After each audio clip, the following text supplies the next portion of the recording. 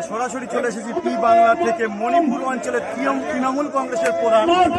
আমি চলে আসবো আমার কাছে প্রশ্ন নিয়ে। আপনি বলুন যে বিরোধীরা বারবারই দুর্নীতির তীর তাকাচ্ছে আপনাদের দিকে, আপনাদের ভোট বাক্সে কি কোনো প্রভাব পড়বে বলে মনে হয়? এর জন্য আমাদের কোনো ভোট বাক্সে প্রভাব পড়বে না। যারা সরকারে থাকে দায়িত্বে আমরা আছি, পার্টি হিসেবে যেহেতু দায়িত্ব থাকে না, আমাদের দিকে তীর থাকছে।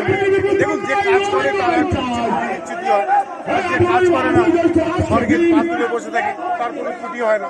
ওদের তো কোনো কাজ করতে হয় না, কোনো দায়িত্ব নেই, ওরা কথাবার্তা কিছু বলে।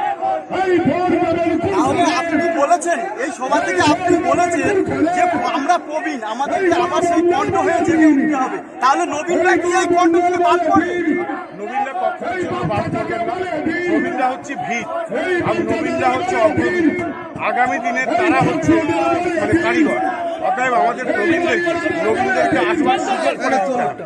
আমরা নবীনদেরকে বারবার আহ্বান জানাচ্ছি।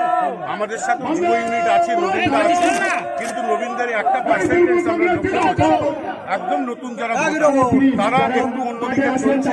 আমরা আজকের মঞ্চ সভা থেকে তাদেরকে আহ্বান জানালাম যে তোমরাও এসো, তোমাদেরকে আমরা নবীন 2009 সাল থেকে সেখানে তৃণমূল কংগ্রেসের জয় জয়কার, এই গড় কি আবার ধরে রাখতে পারবে 2024 এসে তৃণমূল কংগ্রেস?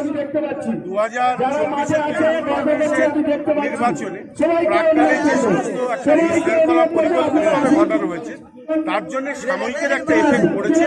আশা করি নির্বাচনের এখনো খানিকটা বাকি আছে, তার মধ্যে আমরা ঘর গুছিয়ে নিতে সক্ষম হব এবং আমাদের যে রেজাল্ট, আমরা যে ফলাফল করি সে ফলাফল আমাদের অব্যাহত থাকবে। আপনি বক্তব্য থেকে বললেন যে আমার অঞ্চল পিছিয়ে ছিল বলে একটা ডাং পেয়েছি বা দুটো ডাং পেয়েছি, তাহলে কি পিছিয়ে থাকলেই কি ডাং পাবে? তৃণমূল কংগ্রেসের নীতি কি এটা? এটা কখনো নয়। আমাদের বিধায়ক অত্যন্ত মানবিক, আমরা যথেষ্ট উন্নয়ন পেয়েছি বা উন্নয়ন করেছি। দেখুন, কোনো জায়গায় বক্তব্য রাখতে গেলে সেখানে যেমন বক্তব্য থাকে, সেখানেও মানুষদেরকে কনভিন্স করানোর জন্য, আরও উদ্দীপ্ত করবার জন্য কিছু ভোগাল টনিক যার ভিতরে রসমিশ্রিত করে পরিবেশন করতে হয়, ওটা বক্তব্যের একটা ধরন। থ্যাংক ইউ প্রধান সাহেবকে ধন্যবাদ। পি বাংলার সঙ্গে থাকুন।